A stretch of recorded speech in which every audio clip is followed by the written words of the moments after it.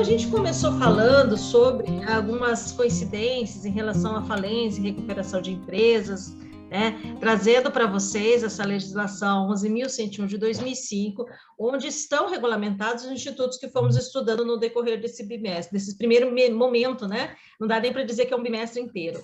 Então, aqui eu ressalto para vocês a questão de como que foi disposta a lei, né? Aqui nós temos 8 capítulos de 201 artigos, aliás, né, 8 capítulos aí que dividem os 201 artigos da lei, e que acabam aqui no comecinho, falando do capítulo 1 e 2, das disposições comuns de recuperação e falência, e aí pula lá para a falência no capítulo 5, que é onde a gente ficou trabalhando mais. Falamos dos princípios do direito falimentar, que eu acho que são importantes, principalmente quando vocês estiverem, né, atuando na área, para fundamentação, argumentação, e até mesmo para defesa, né, do próprio falido. Bom, então vamos só relembrar aqui esse conceito de falência para a gente poder contextualizar o que vamos conversar a partir de então. Deixa eu só baixar isto. Então, olha só, o conceito de falência, né? Então, no primeiro momento, a gente tem a falência como uma situação jurídica que é reconhecida como quebra do empresário. Então, é uma situação jurídica que decorre da insolvência do empresário, revelada essa ou pela impontualidade do pagamento de obrigação líquida, ou por atos inequívocos que denunciam manifestos de desequilíbrio econômico, patenteando situação financeira ruinosa. Esse conceito, ele leva muito mais em conta aquela questão da insolvência jurídica, né, da presunção através de comportamentos inequívocos que vão revelar um estado de crise econômico e financeira.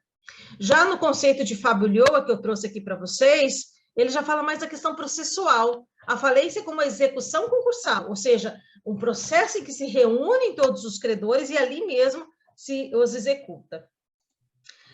Na prova, obviamente, que vocês vão ter contextualizações em relação às perguntas. Então, a gente joga o caso ou contextualiza com os conceitos de algum instituto para depois fazer as perguntas. Então, fiquem bem atentos para os detalhes, mas não se preocupem muito, assim, em se apegar nas questões, vamos dizer assim, toda a questão. Às vezes, a gente está apresentando um conceito, e a partir desse conceito, fazendo perguntas relativas às exceções, né, aos tipos. Então, é interessante que vocês mantenham uma leitura calma em relação a todas as questões, porque o tamanho, o fato de contextualizar todas, pareça que vai ser mais fácil, mas não é. Às vezes, ela já está dando uma resposta, ela já está colocando... Deixa eu só ver quem que está com o áudio ligado.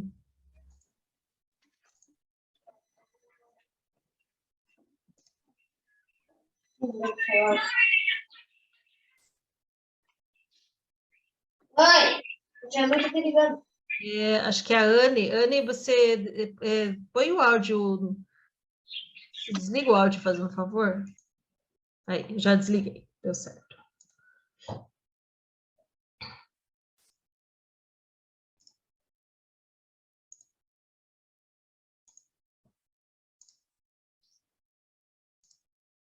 Então, relembrando, para a gente poder falar em requisito para falência, a gente tem que pensar que é só devedor empresário, é só dentro de uma ideia de insolvência, uma insolvência jurídica, portanto, uma insolvência presumida, e existe a necessidade de ter uma sentença que declara falência, que decreta falência, para ser, assim, considerado falido. Então, não é só porque uma pessoa está em crise, uma pessoa fechou, que ela faliu, né? Deixa eu só ver aqui. Ah, tá, já vi aqui. Vamos falar um pouquinho desse que aqui cabe, né? A falência é quem não cabe. Gente, vai cair na prova as exceções também. Então, vamos lá. Devedor sujeito à falência. Então, é só quem seja considerado empresário ou sociedade empresária. E aí vocês têm que lembrar que nem todo agente que tem fins lucrativos é empresário, que quem realizar atividades de natureza artística, científica, literária, não são considerados empresários. Lembra disso? Olha só, profissão intelectual de natureza científica, literária ou artística, salvo seu exercício constituir elemento de empresa. Então, aqueles profissionais liberais, né, como advogado, médico, dentista, ou até mesmo as clínicas, escritórios que prestem esse serviço, que é intelectual científico, porque demanda formação científica para sua realização. Quando a gente falar que existe ali um grupo de escritores, né, ou um escritor que ainda que tenha esse fim econômico ou artístico, não importa, gente, eles são, por mais que tenha um intuito lucrativo, não são empresários, exceto se constituir elemento de empresa.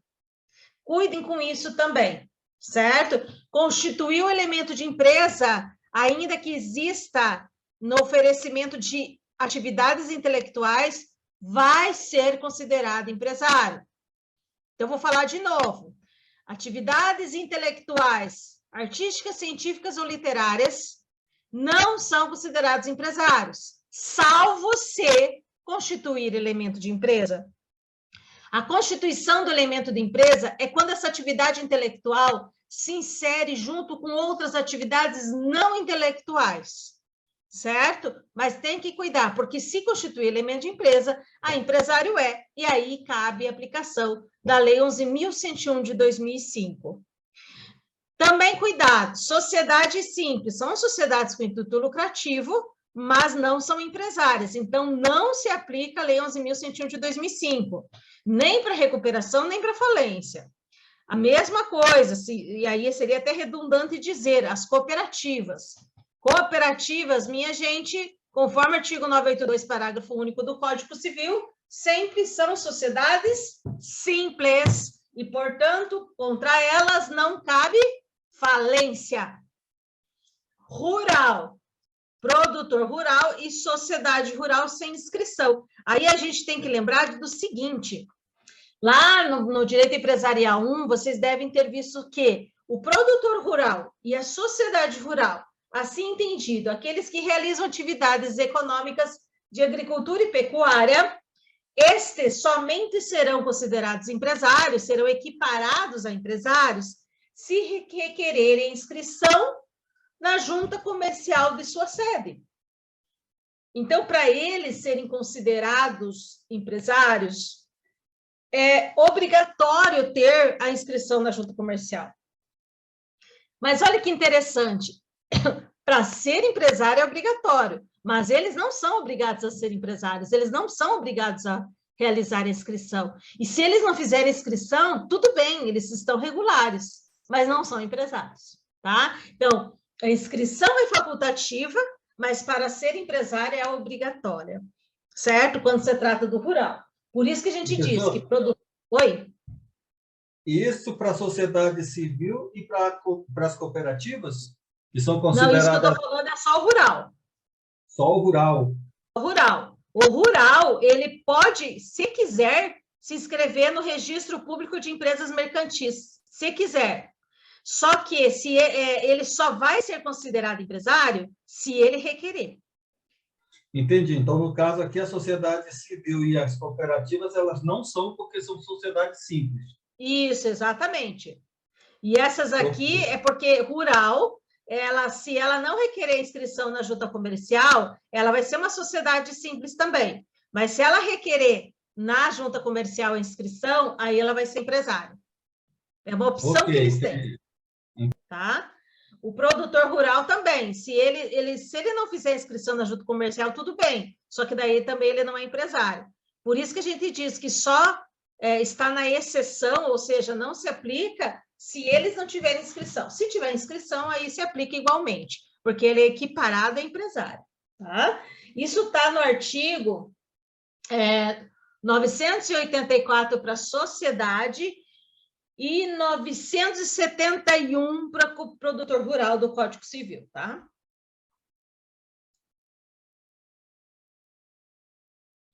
Esse aqui que eu quero que vocês prestem atenção, pessoal. a quem a lei não se aplica. Nós temos 2 incisos, e por mais que possa parecer que ali existe muita coisa para lembrar, é só vocês perceberem pelo tipo, pela natureza da atividade. Olha só, não se aplica a lei 11.101 de 2005. O que quer dizer isso? Não cabe falência, não pode se utilizar da recuperação judicial. Inciso 1, a empresa pública e a sociedade de economia mista.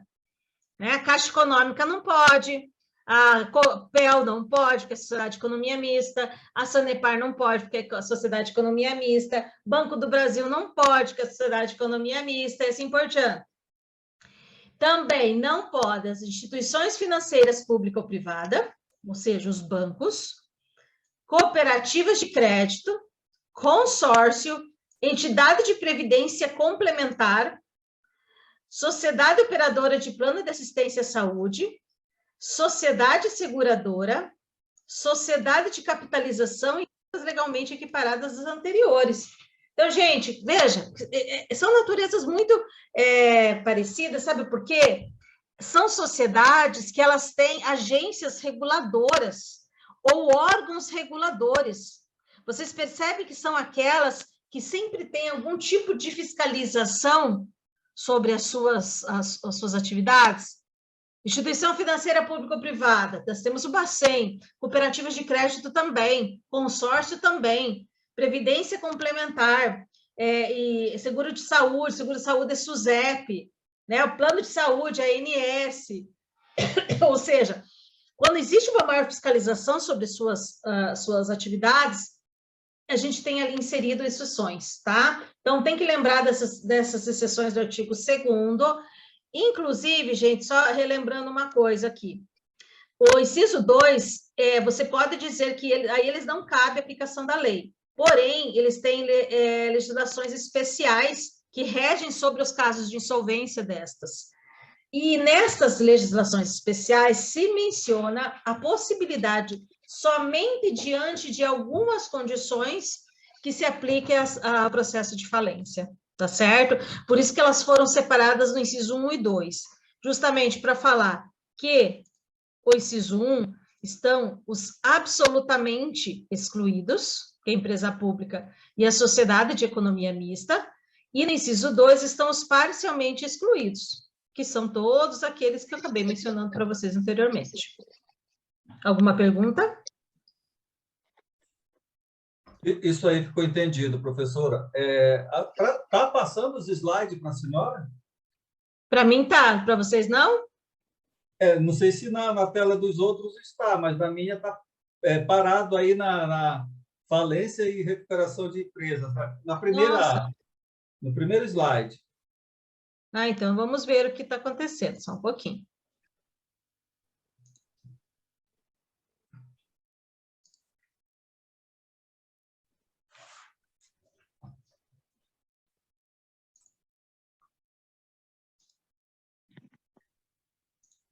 Veja se troca, por favor. Ok, artigo 2º, inciso 2. Trocou? Mudou? Trocou. Tá, joia. Então, alguma coisinha ali que travou, me desculpem. Então, assim, eu estava mostrando para vocês esses slides aqui, ó, as exclusões. Então, o artigo 1º exclui totalmente as empresas públicas e sociedades de economia mista, e o inciso 2 exclui parcialmente, mas exclui. Se vocês tiverem uma pergunta, cabe ou não cabe falência, né? Vocês vão ver lá, instituição financeira pública ou privada, os bancos, cooperativas de crédito, consórcios, entidade de previdência complementar, seguro de saúde, plano de saúde, seguradora, capitalização e outras a essas equiparadas.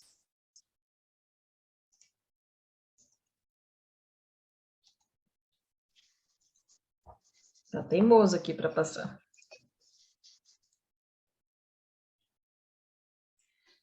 Esses que são empresários absolutamente excluídos, quer dizer que não cabe falência sobre essas empresas? Não cabe. Porque é pública, né? Mas as outras parcialmente, quer dizer que em alguns casos cabe. Isso, as outras são assim, todas elas têm uma forma extrajudicial de liquidação, porque a falência é uma liquidação, né? A partir do momento que você quer encerrar as atividades, vende o ativo, paga o passivo, isso é uma liquidação. Mas essas outras, elas têm previsões de formas extrajudiciais em caso de crise econômico-financeira. Só que, em determinadas situações, dada alguma condição, aí sim eles se submetem à falência.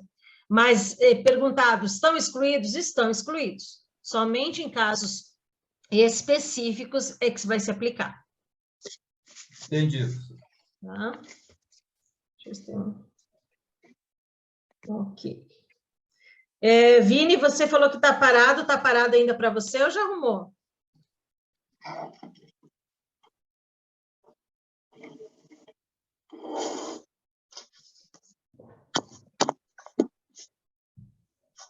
Bom, em relação à insolvência, né? A insolvência a gente já viu que é são atos que revelam um estado de insolvência, portanto, a gente chama de insolvência presumida, insolvência jurídica. Em outras palavras, é uma insolvência que não precisa ser provada contabilmente.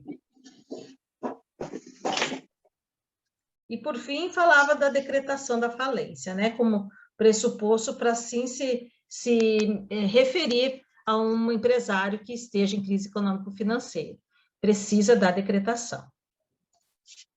Bom, vamos lá para a parte que fala de em que caso se pode pedir a falência. Pessoal, alguma pergunta até aqui? Joia. Vamos lá para o artigo 94 agora, gente. Artigo 94, 1, 2 e 3, vai contar para vocês os casos em que os credores podem fundamentar o pedido de falência, certo? No artigo 105, vai mencionar a autofalência, a possibilidade de autofalência, menos comum, mas que é admitido no direito, tá? O mais importante é que vocês conheçam bem certinho quando e como se pode interpor uma ação baseado no artigo 94. Eu vou só por aqui quem tá com barulhinho.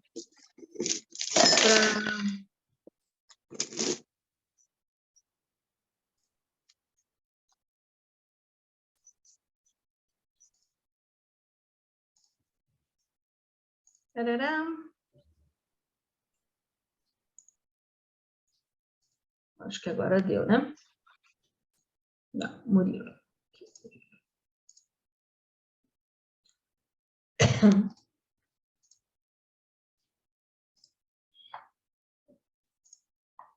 Então, vamos lá, gente. Artigo 94.1. Será decretada a falência do devedor que, 1, sem relevante razão de direito, não paga no vencimento obrigação líquida materializada em título ou títulos executivos protestados, cuja soma ultrapassa o equivalente a 40 salários mínimos na data do pedido de falência.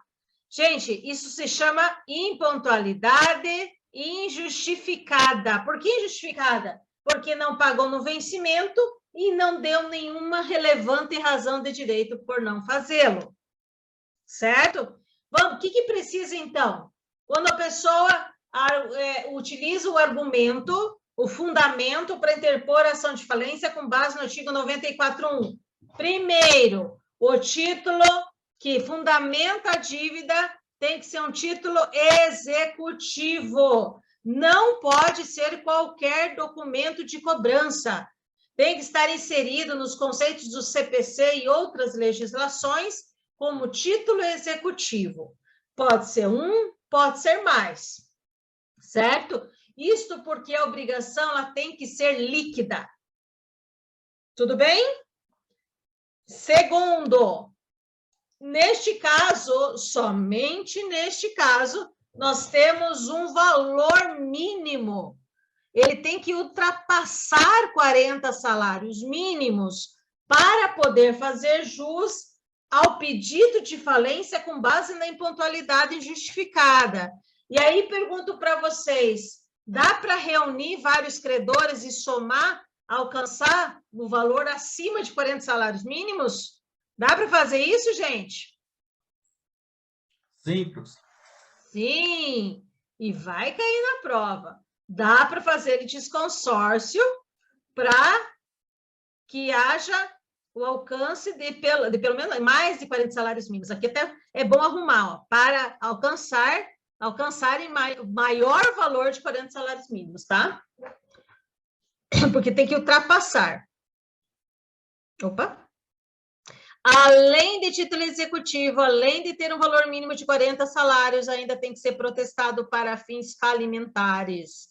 Lá no artigo 94, parágrafo 3º, exige que esse protesto seja para fins falimentares, portanto, não adianta, não é que não adianta, porque na prática isso tem sido revisto, mas a princípio ele não está falando de protesto por falta de pagamento, falta de aceite, qualquer outro motivo, senão para fins falimentares. A ideia é que o autor saiba que se ele não pagar, ele corre o risco de sofrer um processo de falência. Tudo bem, pessoal? Até aqui?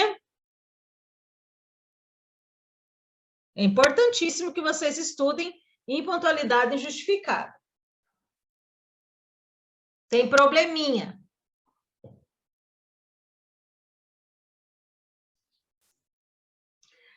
No inciso 2, ele vai falar da execução frustrada. A execução frustrada, ela faz referência à tríplice omissão, porque não houve pagamento, não houve depósito, não houve nomeação de bens à penhora em processo de execução interposto contra o falido. Então, executado por qualquer quantia líquida, não paga, não deposita e não nomeia a penhora bens suficientes dentro do prazo legal. Então, vejam, pessoal, não tem limite, e o que tem aqui é simplesmente uma frustração de uma possibilidade, uma pretensão judicial de recebimento. Título executivo já é executado, então, como pressuposto, já houve uma tentativa pelas vias comuns, né, vias normais, não houve pagamento, não houve depósito e não nomeou-se bens a penhora. O que precisa para tudo isso? O artigo 94, em seu parágrafo 4º, ele determina a apresentação de uma certidão do juízo, onde tramita a execução, para poder interpor o processo de falência com base na execução frustrada. Essa certidão, basicamente, vai contar, vai tornar, sem dúvida, que houve ali uma frustração suficiente para pedido de falência. E, por fim, nós temos o artigo 94.3, que são os atos de falência. Vamos tentar relembrar aqui, gente, quais são os atos de falência? Eu vou já explicar para vocês que o A e B, eles são muito parecidos, porque ambos estão falando de artimanhas realizadas para afastar o credor dos bens do falido. Olha só. A. Procede à liquidação precipitada de seus ativos ou lança a mão de meio ruinoso ou fraudulento para realizar pagamentos. Quer dizer, ele começa a se desfazer, liquidação precipitada, começa a se desfazer do seu ativo. Começa a gastar tudo ou simplesmente esconder o que tinha com ele. E no B, realiza ou tenta realizar por atos inequívocos com o objetivo de retardar pagamentos ou fraudar credores, uma simulação, um negócio simulado, ou alienação de parte ou da totalidade de seu ativo a terceiro credor ou não. Então, muitas vezes, ele simula, né, uma venda, simula contratos de locação. Opa! Então, esse A e B é no sentido de liquidar, se simular, fraudar credores, usar de artimanhas para tentar se salvar ou, pelo menos, tornar mais difícil o acesso ao seu patrimônio. No C, vai falar do trespasse, que não foi respeitado, ou seja, transfere estabelecimento credor ou para credor ou não, sem o consentimento de todos os credores e sem ficar com bem suficiente para pagá-los, que é uma condição lá do artigo 1145 do Código Civil, que quando não se paga todos os credores ou não se reserva bem suficiente para pagá-los, isso você tem que notificar todos os credores. Aqui está falando assim, e se não o fizer, é ato de falência. Se não o fizer, é fundamento para requerer a falência. Certo? Ainda, simula a transferência do seu principal estabelecimento com o objetivo de burlar a legislação ou fiscalização para prejudicar credor. Dá ou reforça a garantia a credor por dívida já contraída anteriormente, sem ficar com bens livres e desembaraçados, suficientes para saldar seu passivo. Ausentar-se sem deixar representante habilitado e com recursos suficientes para pagar os credores. Abandona o estabelecimento ou tenta ocultar-se de seu domicílio, do local de sua sede ou de seu principal estabelecimento. Pessoal, tudo muito claro, né? São atos que denotam clara intenção de realmente se livrar dessas dívidas, ou de que realmente ele não está mais conseguindo suportar. E, por fim, ele deixa de cumprir no prazo estabelecido a obrigação assumida no plano de recuperação judicial. Esse aqui nem precisava estar aqui, mas vamos lá. Feito um plano de recuperação, num processo de recuperação judicial, quando não se cumpre o que foi estabelecido como prazo para cumprimento de obrigações, a recuperação judicial se transforma numa falência. Então, por isso que eles colocaram esse item como ato de falência também. Alguma pergunta?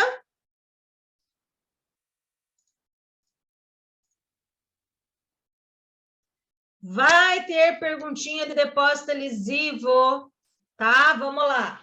O artigo 98 da lei diz que citado devedor poderá apresentar contestação no prazo de 10 dias. Parágrafo único.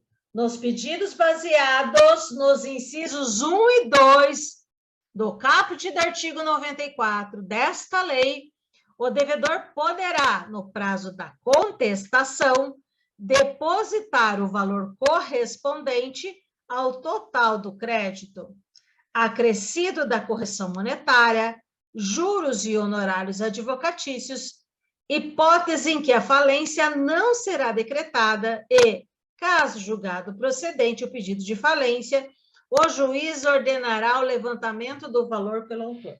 Então, vamos por partes.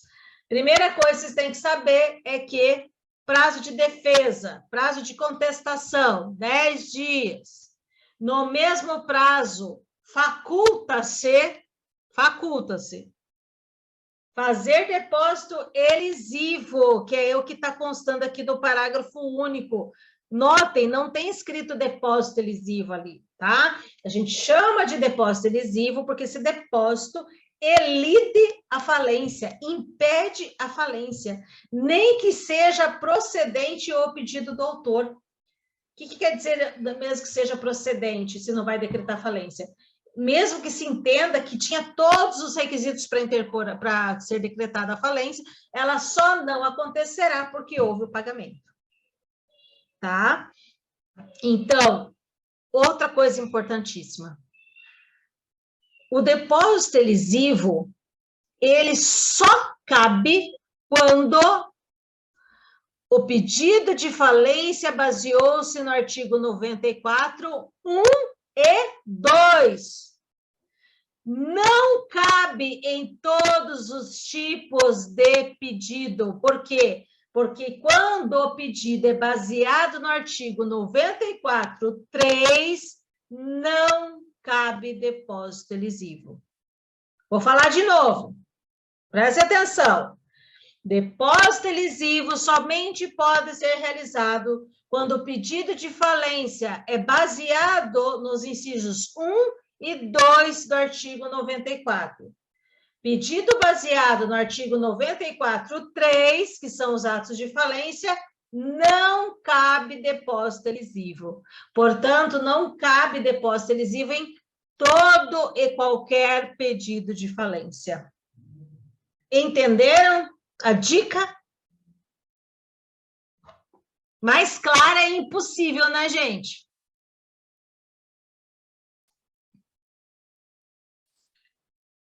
Uma coisa que é interessante a gente lembrar também, olha só, gente, eu não vou ficar falando aqui de todos os argumentos que você pode apontar numa defesa, mas algo que eu gosto de destacar é isso aqui, ó.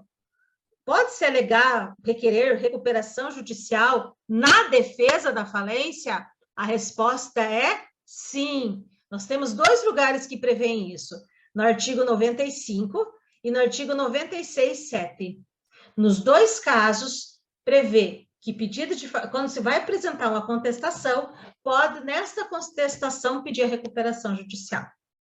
Não é a praxe, não é o formato comum, mas é uma possibilidade prevista em lei. Tudo bem?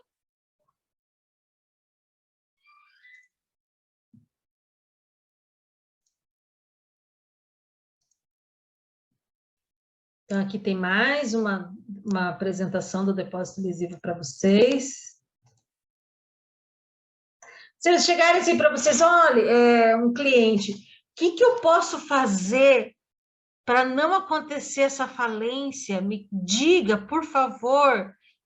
A melhor coisa que vocês podem dizer para ele é: arrume esse dinheiro, né, desse credor que interpôs a ação e faça o depósito lesivo. Principalmente se tiver tudo certo, né, em relação àquilo que foi pedido. Então, o depósito lesivo, o valor, né, o que ele representa? O valor do crédito do autor acrescido, né, ou corrigido monetariamente, acrescido dos juros e honorários advocatícios.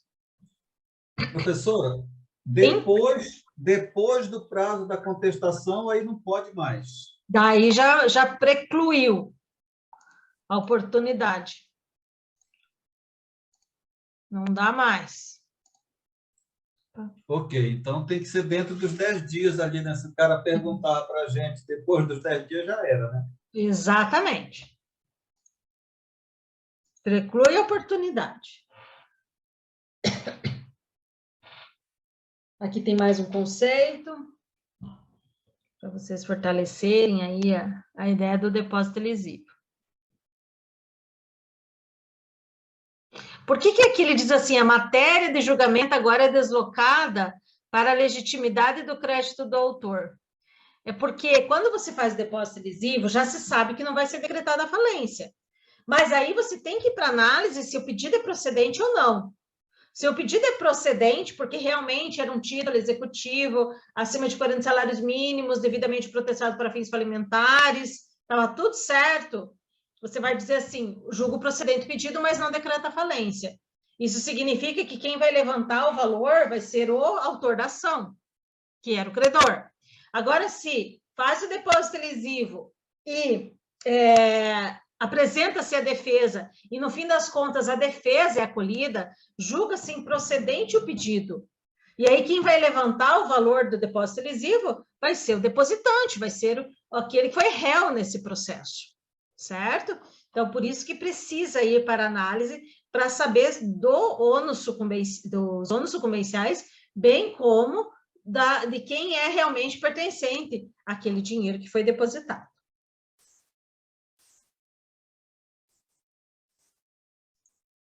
A autofalência é uma possibilidade, mas nada muito a acrescentar para vocês aqui. Oh, meu Deus. Tá difícil. Competência. Onde se processa a ação de falência e a recuperação judicial? Quem diz aí para mim? Falta um minutinho para acabar, daí para a gente entrar de novo. Onde é a competência para ajuizar a ação de falência? Principal estabelecimento. Isso. Então, ó, não dá para confundir principal estabelecimento com o quê? Não necessariamente é a sede. Combinado, gente? Estou falando sozinho ou tem alguém aí? Não, professor, perfeito. Ah, tá. Então, artigo 3º. Essa questão deve valer uns 2 pontos na prova, né? Ah, com certeza. Vai estar lá. Vai estar um probleminha para vocês lá, tá? Um probleminha que depende do conhecimento desse artigo. Então, artigo 3º. É competente para homologar o plano de recuperação extrajudicial, deferir a recuperação judicial ou decretar a falência ao juízo do local do principal estabelecimento do devedor ou da filial da empresa que tenha sede fora do Brasil. Afinal, o que é principal estabelecimento? A falência e recuperação se processam no lugar no lugar do principal estabelecimento do devedor empresário, entendido esse como local onde fixa a chefia da empresa, o centro de suas atividades, o irradiador das ordens e seus negócios. A sede administrativa é, com efeito, o ponto central dos negócios, de onde partem todas as ordens que imprimem e regularizam o movimento econômico. Nós podemos dizer ainda, gente, que é o lugar, no final das contas, onde se concentra o maior número de credores. Então, é preciso a gente desvincular a ideia de principal estabelecimento com a sede. São coisas diferentes, certo? Então, vai ter perguntinha contextualizada com probleminha para identificar se vocês entenderam onde fica a competência para tramitar a falência e a recuperação, certo? Não é a sede, não é o lugar onde está o principal credor, não é o endereço do administrador, e sim o lugar onde estão concentrados os maiores negócios, onde se concentram os credores, onde se concentra a chefia, onde irradiam os principais negócios jurídicos praticados pelo devedor que veio a falir, né? Ou que se pretende que ele venha a falir. Tudo bem, gente? Posso ficar tranquila? Todo mundo vai acertar essa? Professora, Sim, tá me ouvindo? estou ouvindo. Ah, então não foi mudado o slide de novo. Não sei se você mudou. Tá. Então, vamos ver aqui de novo.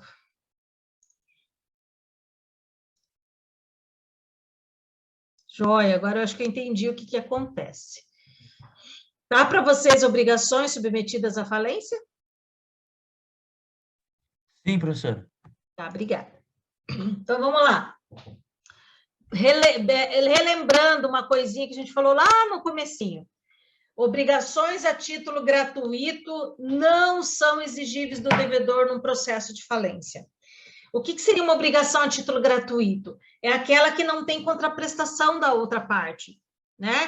Que não tem, foi sem nenhum tipo de generosidade. A gente está falando aqui de doação, de premiação, não é empréstimo, de comodato, ou seja, aquilo que as pessoas não podem cobrar porque não existe uma contraprestação pecuniária. Ora, se a gente está falando de falência, já tem tanta gente para competir o pagamento, já existem tão poucas possibilidades de quem tem obrigações a título oneroso poder receber, que não se pode aí dar a oportunidade de quem sequer teve algum tipo de prejuízo, tá certo? Então, pode ter deixado de ganhar, mas prejuízo não teve. Então, obrigações a título gratuito não fazem parte da falência, certo? Quanta coisa, né, gente? Nós estamos só no comecinho. Vamos chegar lá na sentença que decreta a falência. Pessoal, decisão que decreta a falência tem natureza interlocutória. Por isso, contra esta, cabe qual tipo de recurso?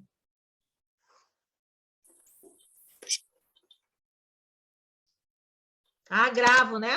Mudou aí o slide para vocês? Tá na sentença declaratória? Sim, professora. Tá. Cabe recurso de agravo. Olha só, isso aqui deu um probleminha. Deixa eu arrumar já aqui. Ele mudou. Peraí. Ai. Só um pouquinho, gente. Eu tirei. Vai ficar sem sentido.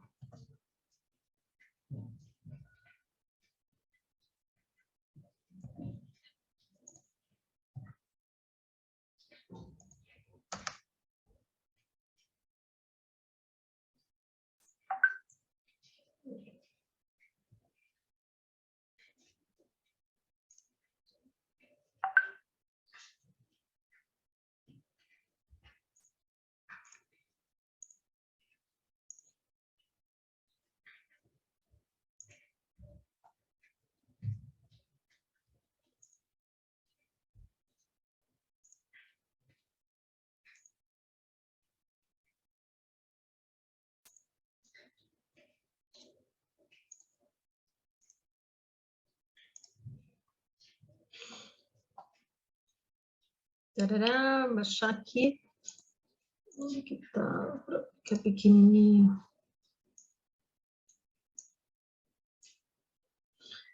Bom, gente, então, assim, o recurso, a decisão que decreta falência de natureza interlocutória cabe agravo. Enquanto que a decisão que não decreta falência, o processo tem de ser extinto, se mantido for. Desta decisão cabe a apelação, tá? Porque, a princípio, a natureza é terminativa, é para encerrar ali, certo? Portanto, cabe apelação. E aí, com a decretação da falência, abre-se o concurso de credores. Nós estamos falando, enquanto ajuizamento e sentença de decretação, sempre, nós estamos falando ainda da primeira fase, tá? Então, a gente trabalhou muita coisa que vinha mais ou menos até aqui na segunda fase. Tem muita coisa ainda para a gente continuar vendo. Dentre o que se estabelece na sentença de decretação da falência, pessoal, eu vou destacar duas coisas, tá? Tem essa questão da suspensão que é importante, mas eu já volto lá. Dentre as duas situações aí, destaques para... Esse slide não está aí no material de vocês, tá? Eu coloquei depois. Destaques para nomeação do administrador judicial e a fixação do termo legal. Então, eu quero que vocês lembrem bem dessas duas situações que são determinadas na sentença que decreta a falência. Vamos lá. Em relação à nomeação do administrador judicial, quem será a pessoa que vai representar a massa falida? O administrador judicial, que tem previsão no artigo 21 da Lei 11.101 de 2005, que nós já sabemos que é um profissional idôneo, preferencialmente advogado, contador, administrador e economista. Gente, preferencialmente significa que não é necessariamente. Preferencialmente é diferente de necessariamente. Preferencialmente não significa, portanto, que precisa ser advogado, contador, administrador e economista. Só se prefere. Tá certo? A única coisa que tem que ser é profissional idôneo ou pessoa jurídica especializada. Certo?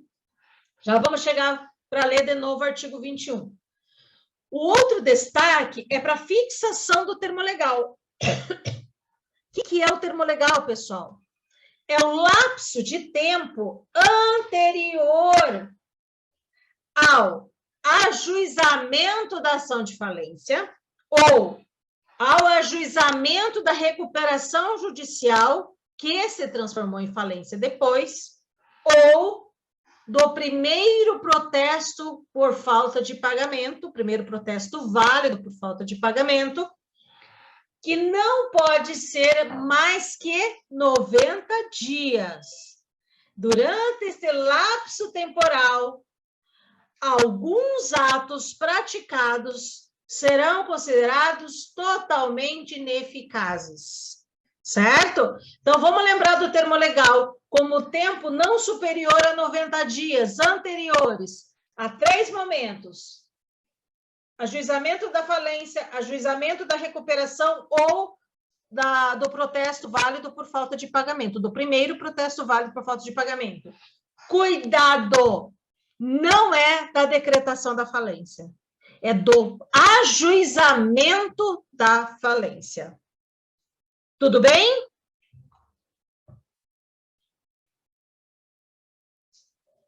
Agora sim, eu vou voltar no artigo 6º, aliás, na decretação da falência, e vou falar um pouquinho do artigo 6º.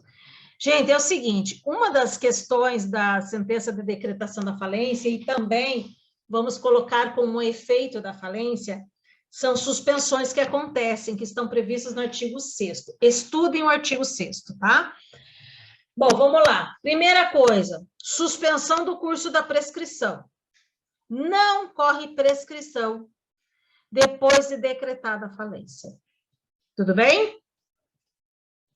Ou seja, existem credores cujo prazo de prescrição para eles interporem suas cobranças ajuizarem as ações cabíveis, elas estão correndo. Decretou a falência, suspendeu aquele prazo. Eu quero que vocês lembrem daquele exemplo que eu fiz em sala de aula do trabalhador. Muito embora a prescrição fosse de 2 anos, se no meio desses 2 anos decretou a falência e ainda não se encerrou, não está mais contando os 2 anos, o prazo está suspenso. Isso alarga o tempo que tem o trabalhador de interpor ação trabalhista. É claro que não é ideal, né? Você esperar a pessoa falir para daí entrar com ação trabalhista, mas você pode, né? Então, lembre-se disso. Lembra da historinha lá do João e das horas extras que não foram pagas. 2, suspensão das execuções ajuizadas contra o devedor, certo? E quando tem sócio solidariamente responsável também. As execuções param, até porque como é que vai continuar uma execução se agora a gente tem uma execução concursal? Que vai incluir todo mundo, que vai incluir todos esses que estavam aí tramitando. E o mais importante nesse momento, por que eu digo que é mais importante nesse momento? Porque é novo, porque é o que trouxe de novo a legislação recente, que é a proibição de qualquer forma de retenção, arresto, penhora, sequestro, busca e apreensão e construção judicial ou extrajudicial sobre os bens do devedor. Pode ser demanda judicial ou extrajudicial, tá? Então, suspende esses atos que, de certa forma, atingem o patrimônio, justamente para não interferir no sucesso ou, né, na maior possibilidade de sucesso da falência. Tudo bem, pessoal? Estou falando bastante, né? Termo legal já falamos, né? Aqui rapidamente, falar da administração, só relembrando aqui, ó. Quem pode ser administrador judicial? Profissional idôneo, preferencialmente advogado, economista, administrador de empresa ou contador, ou pessoa jurídica especializada. Se eu perguntar, Antônio Cruz, agrônomo, profissional idôneo, foi nomeado administrador judicial da falência de uma indústria, né? Uma indústria que seja do setor da agricultura. Ele pode? Pode. Mas ele não é economista, nem administrador, nem advogado. Não importa, tá? Esses são os preferenciais, mas não os necessariamente.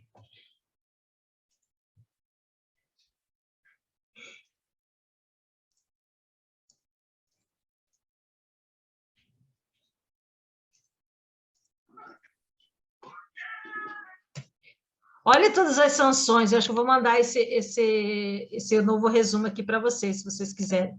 Esse aqui eu não tinha lá no material de vocês. Eu coloquei aqui nesse slide todas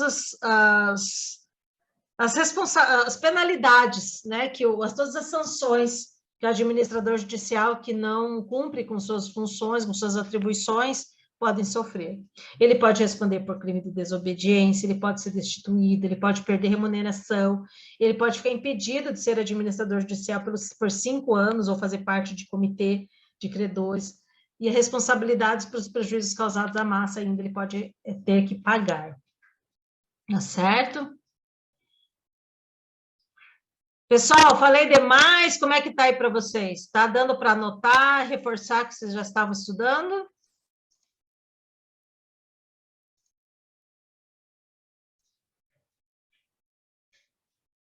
Ninguém fala comigo? É assim mesmo? É assim mesmo?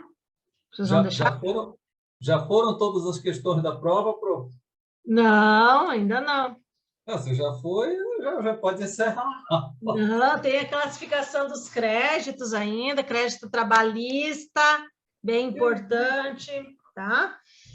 Então, falando aqui, juízo universal da falência, só lembrando que todas as ações que digam respeito a negócios jurídicos do falido são atraídos para o juiz da falência, certo? Só que nós temos exceções. Vamos lembrar quais são. As ações em que o falido seja parte como autor ou litisconsorte ativo. As ações trabalhistas, as ações trabalhistas é uma das mais importantes para a gente relembrar. Ações trabalhistas, elas permanecem na justiça especializada, na justiça do trabalho, até ser liquidado o crédito, certo? As execuções tributárias, elas continuam ocorrendo, né, o procedimento até efetivo pagamento onde elas estão. As ações de conhecimento em que a parte interessada é a União Federal, autarquia ou empresa pública federal, que competência absoluta da Justiça Federal, e as ações de demanda de obrigação ilíquida, que ainda precisa se estabelecer quanto vai participar dessa execução. Se é uma execução, precisa de liquidez. Então, é preciso que ela continue a estação até que você tenha efetivamente um crédito liquidado para habilitar no processo. Em relação aos efeitos da falência, eu vou Professora, destacar... pode falar. então, com relação às execuções tributárias, Uhum. o pagamento ela é feita no juízo da Fazenda Pública ou no juízo da falência? No juízo da falência, tá? Mas, assim, por que diz que ele continua? Não é que ele continua, ele continuaria tramitando. É que, na verdade, houve aqui até uma certa discrepância quando houve alteração da lei.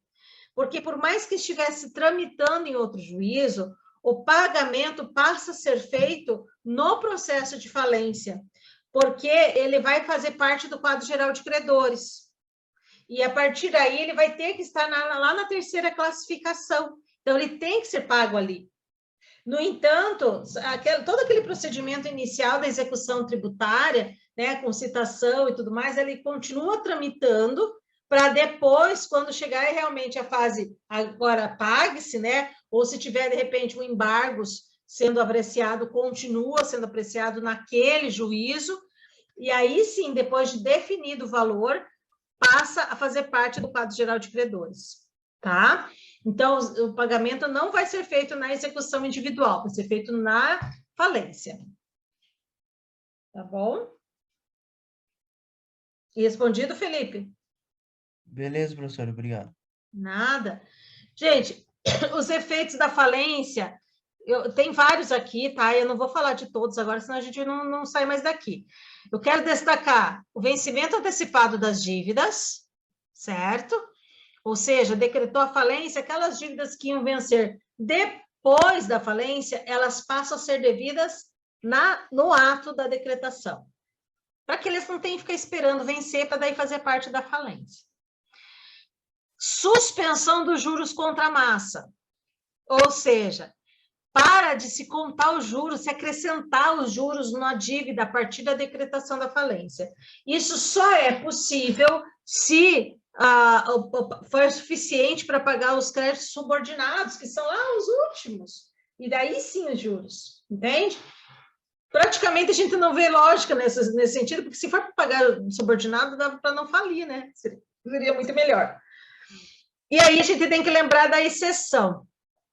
Quando a gente fala de juros de debêntures ou de créditos com garantia real, se o produto da venda do bem dado em garantia for suficiente para pagar a dívida da obrigação principal e os juros, neste caso, para o credor com garantia real, o debenturista com garantia real, neste caso, eles recebem os juros. Os demais, não.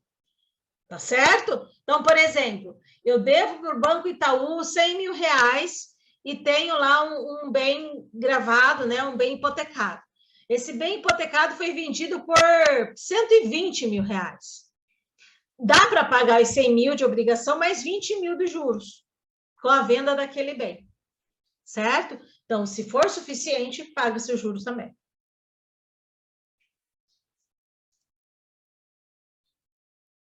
As contas correntes. Daí tem a questão da suspensão, que eu mostrei para vocês antes, né? Prescrição, execução e os atos de constrição, que a partir da decretação da falência e até o encerramento da falência, eles ficam suspensos.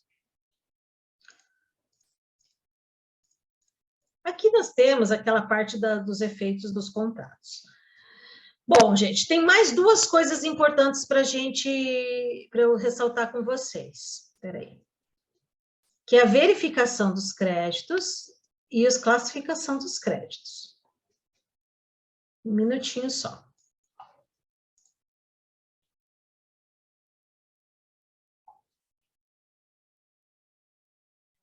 Professora, vai cair a parte de atos ineficazes, Não, esse Parágrafo não. 3º.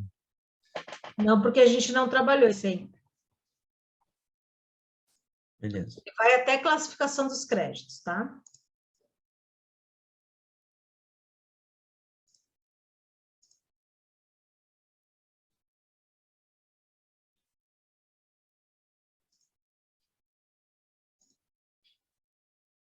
Opa.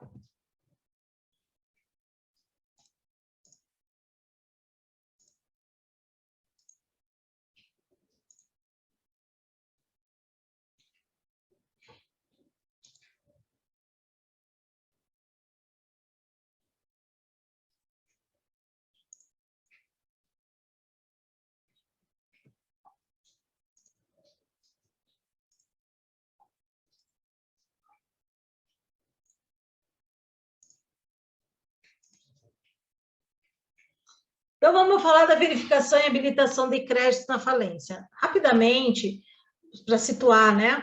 Do que a gente fala nesse momento? Esse é o momento em que os créditos que vão fazer parte do quadro geral de credores vão ser levantados. Quem vai fazer isso? O administrador judicial. Então, a princípio, a ideia aqui é estabelecer quem serão os que irão participar dos pagamentos. E para poder participar do pagamento, eles precisam realizar uma habilitação, certo? Aqui a gente volta lá para o artigo 7º da Lei 11.101 de 2005, porque ele cabe tanto para falência como para recuperação judicial. Independe da natureza do débito, né? Se for algo que é devido pelo empresário ou pela sociedade empresária, vai fazer parte da falência, certo? O que é interessante, que eu acho que vou perguntar na prova, agora eu estou em dúvida, é isso aqui, gente. A quem as habilitações devem ser endereçadas? A quem elas devem ser encaminhadas? Não é para o juiz, é para o administrador judicial. Pelo menos aqueles credores que habilitarem-se nos 15 dias depois da publicação da relação de credores. Uma relação de credores que é tratada no artigo 99, em seu parágrafo único, tá? Da Lei 11.101 de 2005. Então, se respeitados esses 15 dias, as habilitações são endereçadas para o administrador judicial, assinadas pelo credor, que deve também apresentar as provas daquele crédito, e não precisa de advogado. Se não é para o juiz, não precisa de advogado. Só vai ser necessário advogado quando vai impugnar, quando vai entrar com habilitação retardatária. Mas a habilitação dentro do prazo de 15 dias depois da publicação da relação de credores não precisa de advogado e vai ser para o administrador judicial. Tudo bem? Isso está bem claro para vocês, gente? A ideia é desburocratizar, né? A ideia é realmente trazer mais facilidades para os credores entrarem no processo de falência. Aqui, o juiz da sentença de falência, ele explicita o prazo para as habilitações de crédito e manda publicar edital com a relação de credores. Aqui nós temos o artigo 7º, que vai falar justamente disso. Olha só, gente, o artigo 7º no seu caput, ele já está atribuindo essa função de verificação ao administrador judicial, com base tanto nos livros contábeis e documentos do devedor, mas também aquilo que for ser apresentado pelos próprios credores. Então, publicado edital previsto no artigo 52, parágrafo 1º, esse aqui da recuperação, ou no parágrafo único do artigo 99, este sim é da falência, os credores terão prazo de 15 dias para apresentar ao administrador judicial suas habilitações ou divergências. Pessoal, uma pergunta que nunca ninguém me fez em aula, mas eu vou contar para vocês. Dias corridos ou dias úteis? O que vocês acham? Corridos. Hã? Corridos. Corridos, tá? Nós tínhamos muitas dúvidas quando veio o CPC em 2016, o CPC 2015, que começou a vigir em 2016, se os prazos previstos na 11.101 de 2005 eram úteis ou corridos. E, na verdade, isso foi suprido, né? Ele foi expresso Não vou me recordar o artigo agora, mas ele tem uma inserção de um artigo em que deixou expresso que os prazos são corridos, certo? Não úteis. Bom, então aqui nesse primeiro momento nós temos o prazo de 15 dias. Gente, feito a apresentação das habilitações e até mesmo as divergências que são tratadas neste caso aqui, o que segue, né? Primeiro vem a publicação da sentença com a relação de credores. As habilitações ou divergências no prazo de 15 dias, como nós estávamos falando. Com base nessas habilitações e divergências, faz uma nova publicação da relação de credores pelo administrador judicial, certo? Em 45 dias, ele tem que fazer mais uma relação e publicar. Feito esta segunda relação, aí abre prazo para impugnação, se alguém quiser, cujo prazo é de 10 dias da publicação dessa segunda relação de credores. O artigo 8º, ele vai regular o que pode ser tratado e quem pode ser autor destas impugnações. A impugnação, que vai ser apresentada em 10 dias, inclusive com acesso a livros contábeis e tudo mais, ela dá oportunidade para aqueles que têm o crédito impugnado para 5 dias se manifestar, depois dá mais 5 dias para que os outros envolvidos, como o próprio falido, como o próprio Ministério Público, Comitê de Credores, quando houver, para se manifestar também, e aí vai direcionado para decisão. Só que, por mais que essa impugnação aqui, gente, ela vai correr em autos apartados. Embora seja em autos apartados, é um processo incidental. Então, a decisão é uma decisão interlocutória, tá? Assim como as outras decisões incidentais. Por isso, cabe agravo, certo? A decisão, ela vai, tal qual for, né, transitar em julgado, aí ela faz parte do Quadro Geral de Credores. Não é que ela faz parte. Insere no Quadro Geral de Credores o crédito tal qual foi decidido, né? Se ele existe, se ele é maior, se ele é menor, se ele não existe, ele sai do Quadro Geral. Então, conforme que for decidido em relação àquele crédito no processo de impugnação. E mesmo que tenha o prazo de 15 dias, nós não podemos esquecer daquele credor retardatário, ou seja, aquele cara que também tem um crédito a receber, mas não estava lá nos 15 dias ou ligado, ou ele simplesmente precisava esperar o processo dele ser liquidado, seja qual for a razão, há possibilidade de habilitar credor retardatário. E aí, qual o procedimento? Isso vai depender se já temos ou não temos um quadro geral de credores, certo? Aqui eu coloquei para vocês, considerando se foi proposta antes ou depois da homologação do quadro geral de credores. Se foi antes, vai seguir o mesmo procedimento da impugnação, que começa a ser tratado ali no artigo 8º. Processo apartado, 5 dias de manifestação para cada uma das partes, vai para a decisão do juiz, que cabe agravo, mesmo procedimento para retardatário, para habilitação retardatária. E depois, se já tiver sido homologado o quadro geral de credores, aí tem que entrar com um processo de conhecimento para retificar o quadro geral de credores, dando todo o contraditório, ampla defesa, né, prova, se necessário for, para poder incluir esse crédito também. Tudo bem até aqui, gente? Professora, é processo de reconhecimento ou processo de conhecimento só? Processo de conhecimento. Conhecimento. Isso, que é o processo de conhecimento, é o processo completo do processo civil, tá?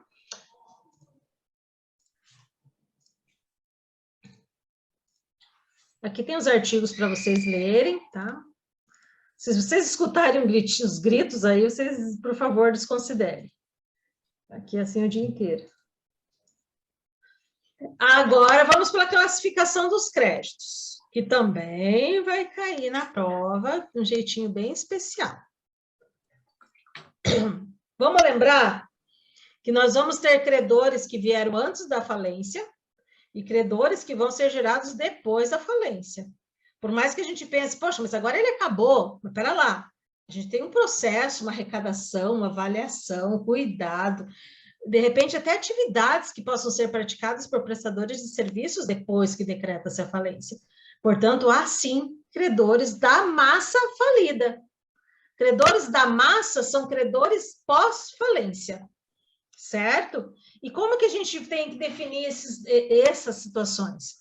Nós temos aqui, de um lado, os créditos extraconcursais, que não precisam de habilitação e cujo pagamento antecede, antes dos créditos concursais, que estão no artigo 83, que, embora sejam divididos em classes, só são pagos depois dos extraconcursais. Ou, pelo menos, se reserva o pagamento dos extraconcursais para depois se pagar os concursais. Tá certo? Então, dentre os extraconcursais, e para que a gente não fique só atrelado àquela ideia de decorar a ordem que está lá no artigo 84, a gente pode dizer que são os créditos gerados após a decretação da falência ou durante a recuperação judicial. Porém, nós temos outros casos excepcionais, nem todos é após a decretação da falência, como é o caso daqueles salários não pagos antes da decretação, os 3 salários, né, dos 3 últimos meses, desculpe, os 3 últimos meses não pagos, eles não foram gerados depois, então são casos excepcionais trazidos pela legislação posterior, né, que fez alterações no artigo, e que, na verdade, estavam repetindo artigos que já estavam inseridos na lei, mas que foi concentrado aqui no artigo 84 também. Esses, pessoal, não precisa de habilitação. E tem os créditos gerados antes da decretação que precisam de habilitação. Sem habilitação, não recebe. Vamos lembrar que entre os extraconcursais, nós temos, vamos dar um destaque para as quantias referidas no artigo 150, mas principalmente do artigo 151. Quais são as quantias referidas no artigo 151, pessoal? Esse é bem importante vocês estudarem. Vão lá no Lei 11.101 de 2005 e vocês 14 que estão aqui, destaquem o artigo 151, tá? Que vai dizer o seguinte, que os créditos estritamente salariais não pagos nos últimos 3 meses antes da decretação da falência serão pagos assim que tiver dinheiro em caixa. Mas tem um limite por trabalhador. Qual que é, gente? 5 salários. Isso, 5 salários mínimos por trabalhador. Vamos de novo. Salários não pagos nos últimos 3 meses antes da decretação da falência, estritamente salariais. Eu não estou falando de verbas indenizatórias, tem que ser salariais. Até o valor de 5 salários mínimos por trabalhador serão pagos assim que tiver dinheiro em caixa. Isso é o que diz o artigo 151. Mas como não bastasse, foi inserido o inciso 1A para colocar ele aqui como extra concursal também. Tudo bem? Vai cair na prova. Só uma pergunta em relação a isso aí. Então, quer dizer que eles se tornam extraconcursais, mas, na verdade, eles são... Porque aqui diz, antes da decretação da falência, então eles eram concursais. Né? Isso, só porque... exatamente. Eles, na verdade, antes da alteração, já tinha o artigo 151, sabe, Neuci? Então, mesmo antes, apesar de ser antes da decretação da falência, mas diante da sua natureza alimentar, já se determinava que se pagasse assim que tivesse dinheiro em caixa e mais, que se pagasse antes de qualquer outra coisa. Entende? Entendi. Eles se tornam extras concursais. Né? Isso. Assim, o legislador deve ter entendido, viu? Vamos fazer o seguinte, vamos puxar isso aqui para cá, porque, na verdade, vai ter uma sequência mais precisa de que ele vem em primeiro lugar. Tá? Entendi. Mas, sinceramente, não mudou nada, porque a gente já tinha a determinação de que se pagava assim que tivesse dinheiro em caixa e que precedia qualquer outro, tá? Ok. Isso, Vi. 1B. O valor efetivamente entregue ao devedor em recuperação judicial pelo financiador. Aí tem um novo instituto de financiamento para pessoas em recuperação judicial, com a garantia de que ele ficaria como extra concursal, tá? 1C, crédito em dinheiro objeto de restituição previsto no artigo 86 desta lei. Nós vamos ver a ação de restituição ainda, e nós vamos ver os casos em que a restituição ela é devida em dinheiro. Neste caso, ele fica aqui nessa posição para pagamento, tá? Na verdade, a restituição nada mais é do que devolver aquilo que lhe cabe, né? Não é nem pagamento, é entregar aquilo que não é do falido, né? Está acabando o nosso tempo de novo, daí a gente volta aqui para eu concluir com vocês, tá? Remunerações aí sim, devidas pelo administrador judicial e seus auxiliares, reembolsos devidos pelos membros do comitê de credores, caso eles tenham desembolsado alguma coisa, e, olha só, créditos derivados da legislação trabalhista decorrentes de acidente de trabalho relativos a serviços prestados após a decretação da falência.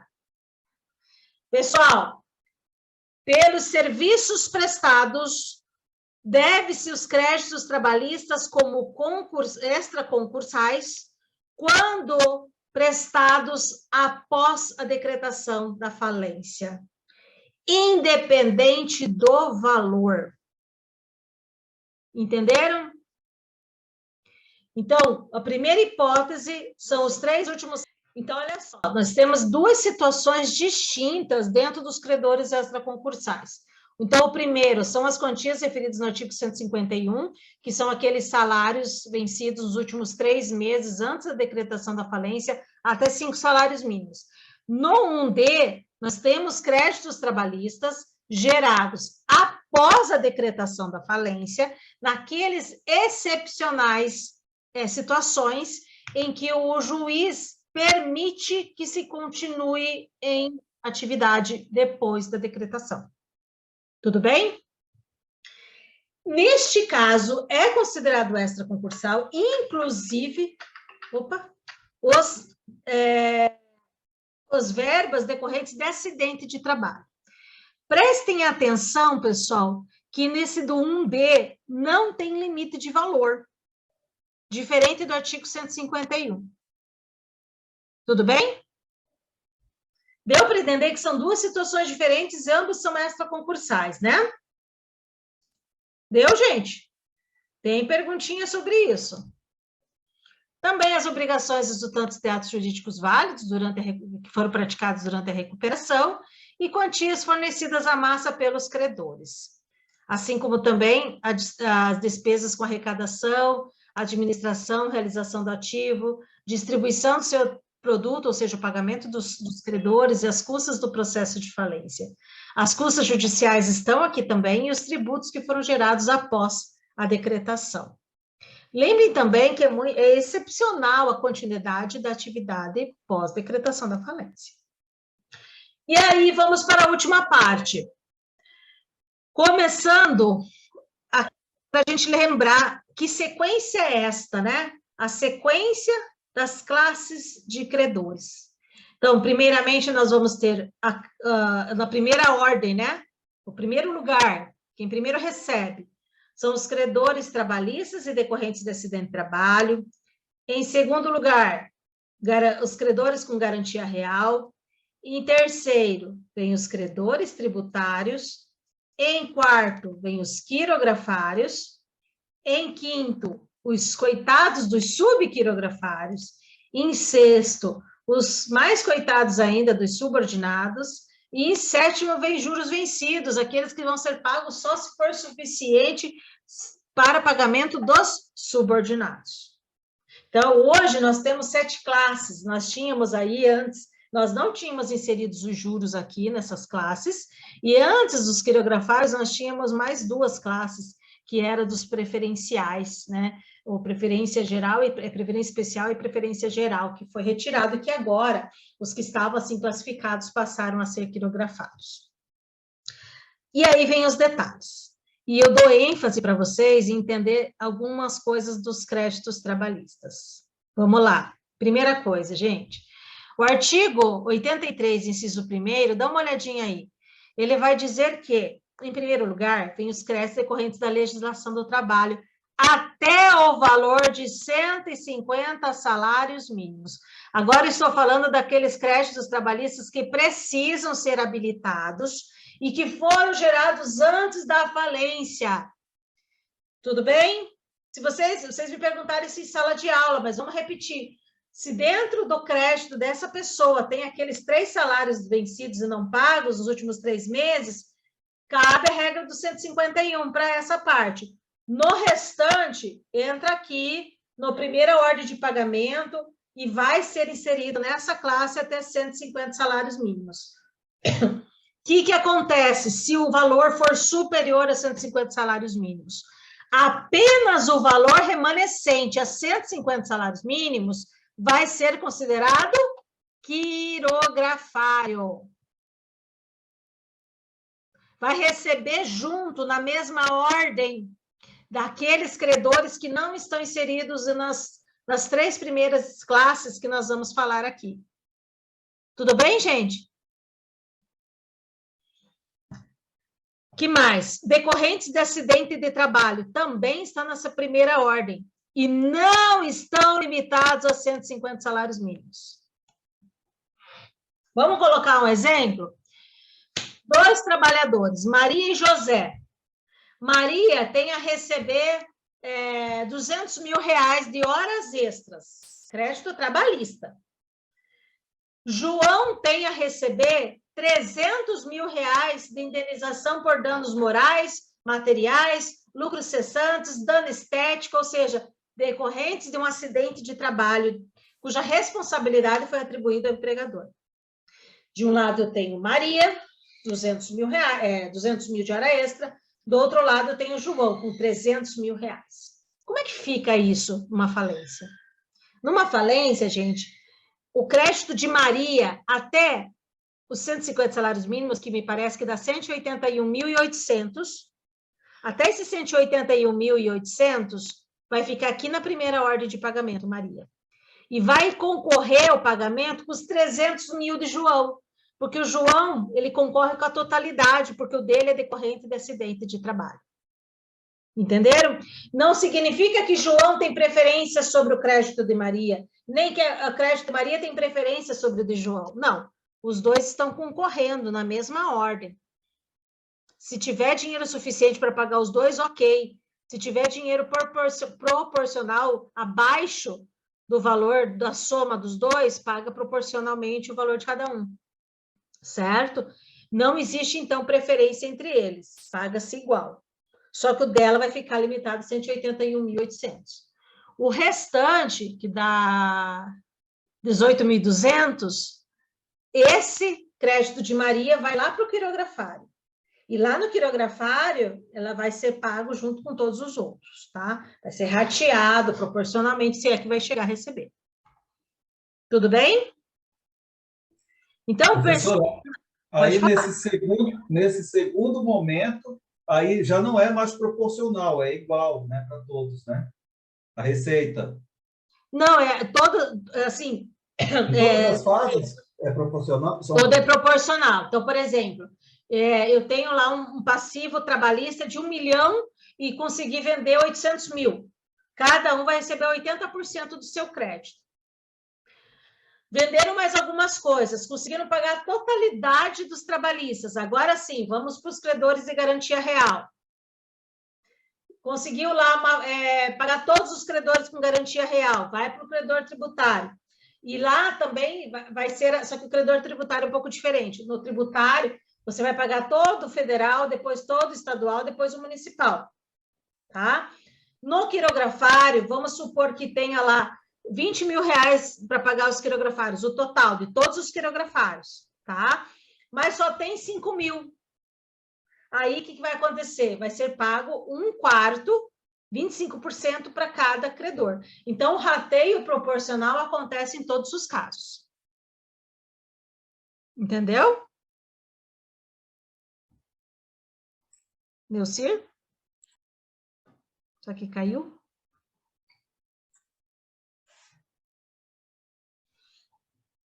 Bom, gente, então percebam que nós temos 3 situações distintas no que diz respeito aos créditos trabalhistas. Os créditos que são aqueles vencidos nos últimos 3 meses, né? Antes da decretação, limitados a 5 salários. Os créditos gerados após a decretação da falência e os créditos trabalhistas e decorrência de acidente de trabalho antes da decretação da falência, que fica em primeiro lugar entre os concursais. Bom, outra coisa importante é com relação aos créditos trabalhistas cedidos a terceiros. Qual que é a nova regra do parágrafo 5º do artigo 83? Todo crédito cedido mantém-se a sua natureza original. Antes, nós tínhamos o parágrafo 4º que dizia o seguinte: crédito trabalhista que for cedido a terceiro torna-se quirografário. Esqueçam isso, tá? Cuidado, inclusive, com o que vocês leem. Hoje a regra é: credor trabalhista cedeu crédito a terceiro, mantém-se a natureza trabalhista. Então, vai manter nessa primeira ordem de pagamento o crédito trabalhista cedido a terceiro. Vamos fazer uma suposição. André Santos cedeu seu crédito trabalhista para Alessandro Santos. Alessandro Santos vai poder se habilitar no processo de falência em que classe? Na classe dos trabalhadores, ainda que ele não fosse trabalhador, ainda que ele seja só alguém que negociou com outro trabalhador. Isso está claro para vocês? Sim, professora. Tá bom. É prova para tirar 10. 15, na verdade, né? 15. Aqui eu repito 151. Pessoal, relembrando, créditos com garantia real, eles estão incluídos na segunda ordem de pagamento, mas até o valor do bem gravado.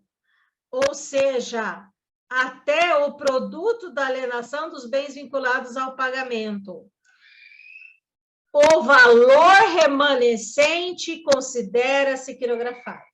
Exemplo, eu tenho uma dívida de R$200 mil com o Banco Itaú e a venda do bem que era dado em garantia foi vendido, né? Foi alienado por R$150 mil. Então, os R$150 mil vai ser pago para esse credor, mas os outros 50 mil vai lá para o quirografário. Entenderam? Então, por isso que diz que, em segunda ordem de pagamento, fica os credores com garantia real até o valor do bem gravado. Tranquilo? Aí vem os créditos tributários.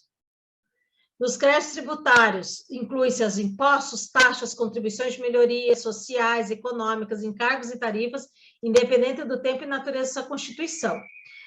Não estão incluídos aqui, gente, meu Deus, que gritaria. Não estão incluídos aqui as multas tributárias. As multas tributárias estão junto com as outras multas que são os subquirografários. Depois dos quirografários. Como eu disse para vocês, o que é acessório tem que vir depois do principal, né? Então, não tem como a gente pensar em pagar penalidade antes de pagar efetivamente o que é devido como prejuízo principal para cada um. Isso também tem previsão no artigo 186 do Código Tributário Nacional, mas que é seguido do artigo 187, que vai dar preferência para ser recebido pela União, os tributos, depois os tributos do Estado, Distrito Federal e territórios, e depois os municípios. Tudo bem, gente? O que tem que lembrar? Pode falar. Essa questão das multas aí também, professora, é muito importante para esse momento? Ah, sim, né? Porque, na verdade, as multas, elas acabam, assim, sendo forma de coibição, né? Mas como a gente está numa situação aí maior de crise econômico-financeira, é muito bom saber que elas acabam sendo, depois elas acabam sendo mais irrelevantes, né? Tendo em vista aí essa questão da conjuntura que acabou gerando tanto passivo tributário, né? E aí vem os créditos quirografários. Os créditos quirografários são todos os que não estão na ordem acima. além dos que eu já mencionei para vocês, os saldos dos créditos não cobertos pelo produto da alienação dos bens vinculados ao seu pagamento, ou seja, o remanescente do valor dos credores com garantia real, esse aqui, tá? Na letra B, e os saldos dos créditos derivados da legislação do trabalho que excederem o limite estabelecido no inciso 1, que são os 150 salários mínimos. Gente, não existe ordem de preferência entre A, B e C.